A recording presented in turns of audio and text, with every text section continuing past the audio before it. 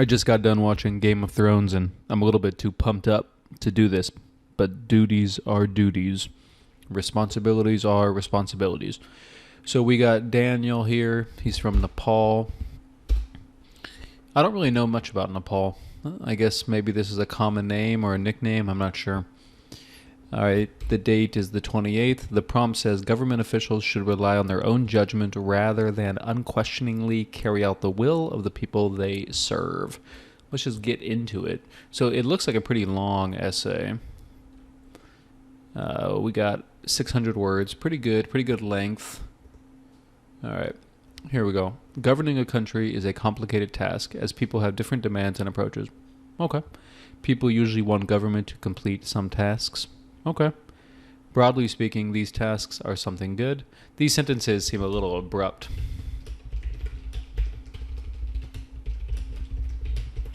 But so far, no grammar mistakes. But there is no consensus on what good is, and opinion polls show that people's opinion, a little bit repetitive, opinions on an issue are not static as time progresses. People can be satisfied with something they didn't ask for and vice versa. So this should be, try not to use contractions. But totally ignoring people's will and being a demagogue is a pathway to authoritarianism. Why is that capitalized? So, no capital on the I. So we are capitalizing the A when we shouldn't, but not capitalizing the I. I believe the issue of government officials questioning people's will and using their own judgment, why that? That's a random dash, is a complicated one where taking a generalized position is not possible. It depends on a lot of factors. You don't really need this sentence. Number one, it's a little bit abrupt. Number two, it kind of says the same thing there. All right, so this is a very strong introduction with one major caveat: the minor errors. And there are multiple, and there are more than one. So we have, for example, no S there, a little bit repetitive there, the misplaced capitalization, the missing capitalization, the random dash. But it's a pretty good introduction. The current social, political, and economic landscape and a lot of possibly rational and emotional factors determine what people want. Pretty strong topic sentence. Seems nuanced, even in micro level. Probably even on the micro level. It is hard for a person to know. Why do you do that? Don't do these random dashes. See, for example, know is a verb, right? It's called a transitive verb, which means it needs to take an object. So it needs this noun clause right there. If you put the dash right there, then it can't take the noun clause. So that's why you don't want to put these random dashes in there. Whether they will end up liking the new job they took or how their new relationship will end.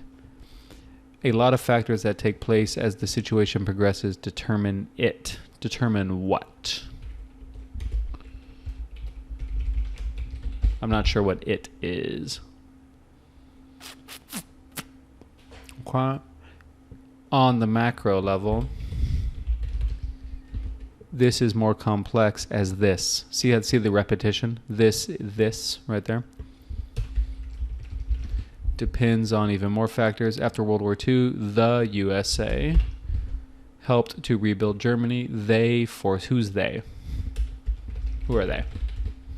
Forced officials to change the way of thought. Shouldn't we change their way of thought? By banning certain ideologies. Did the USA do that, or did the Germans do that themselves? Because I know even nowadays, they have laws against that in Germany. Unquestionably carrying the will of that German population. Carrying out. You need that preposition. Could have led to yet another disastrous scenario. I'm not sure how persuasive this is.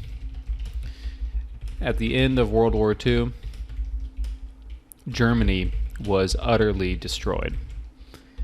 You had Russia coming from the east, the other Allied forces coming from the west, There was a significant bombing campaign, and at the end, at least from what I've studied, the Germans knew it was over. They just knew it was over. So I'm not sure how persuasive I find that. Now, the majority of German people are happy that the situation progressed that way. In Chile, during the time of the dictator Pinochet, there was a rapid economic reform. Which we now refer to as the miracle in Chile. In American English, periods always go inside quotes. After the end of Pinochet's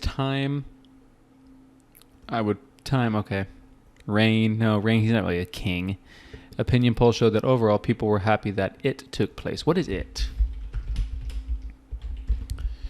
Despite what they felt during. So again, I think you're overusing these dashes and not using them correctly. This is an adverb clause. We don't typically. This is a despite the noise. This is the prepositional phrase. Yeah, that's a prepositional phrase. We don't use a hyphen or a dash and then follow it with a prepositional phrase that often. Like, for example, I wouldn't say this. I eat waffles in the morning. That's kind of strange. These are some extreme cases where people's will was not followed. Why are they saying that's wrong? Where people's will... Oh, because they think will's a modal. I see. Was not followed and things worked out. A little bit informal here. I would say this paragraph is so-so.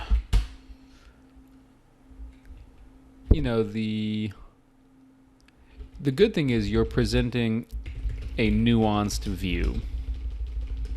Very nuanced view, which is a good thing.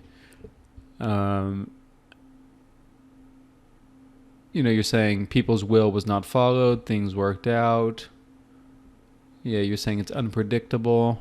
I mean, I like the examples. We just need to clean up a lot of these things. On the ambiguous pronouns, missing the preposition, article shouldn't be there, missing article. I don't know what it is. This paragraph is above average. Yeah, let's put it that way. However, the examples above are cherry-picked, and history has shown time and again. I mean, that's a little bit informal. Time and again, what things like these can do. Again, these ambiguous pronouns. Government, the government, or a government, is a group of people, and they are not some omniscient gods who know beforehand, that's one word, what people will be happy with. Additionally, political leaders have a tendency of being corrupted towards authoritarianism. Hitler's Germany was formed by his judgment, maybe in his vision or something like that. People have a lot of contrasting opinions. That's a pretty big mistake. Hitler was able to deviate the opinions in a particular way. Kind of awkward word choice here. This led to the chain of events that led to, see the repetition, led to the biggest genocide in human history. I guess if you want to say plural. Ignoring people's demand is how dictators are formed and human rights die. We don't need that comma. In human history, do I need the word human? Politicians working solely on their judgment, where this should be the possessive. Why are they saying that's wrong? Yeah, it's not wrong. Ignore that red line. Have more often than not led to regret. See this more often than not, a little bit informal. Additionally, psychologists, why is that capitalized? Agree that when people make a bad decision, it is easier to overcome it if it's their own decision and not someone else's. So, comma. In these extreme cases, people will feel better if the mistake was caused by their judgment and not someone else's. Currently, in democratic countries, leaders are provided some time to work their own way based on what they advertise. Okay? I'm not sure if I would use the word advertise for a leader. This system, comma, albeit not without its flaws. Takes into consideration the fact that people change. Governing is a complicated issue with no single solution to most of the problems.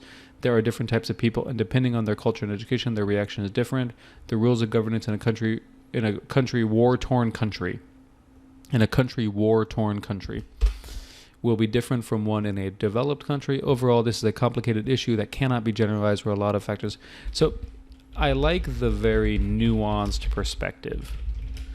The perspective is like a 5.5 or a 6.0, but the myriad small mistakes and some big ones bring this essay down to a 4.0 or a 4.5. I like to err on the side of caution and go a little bit lower. So I'm not saying 4.5 is impossible, just because I want these feedback sessions to kind of highlight the importance of having good writing, good grammar, good mechanics, etc., all that stuff. So yeah, I like it. I like the essay. We just need a little more proofreading, a little more editing, a little less repetition, a little less ambiguity, especially with the pronouns. We have those random hyphens that just kind of pop up everywhere. So this essay is going to get a 4.0. If you haven't seen Game of Thrones yet, go check it out so you can participate in the cultural event that is that television show. All right, guys, until next time.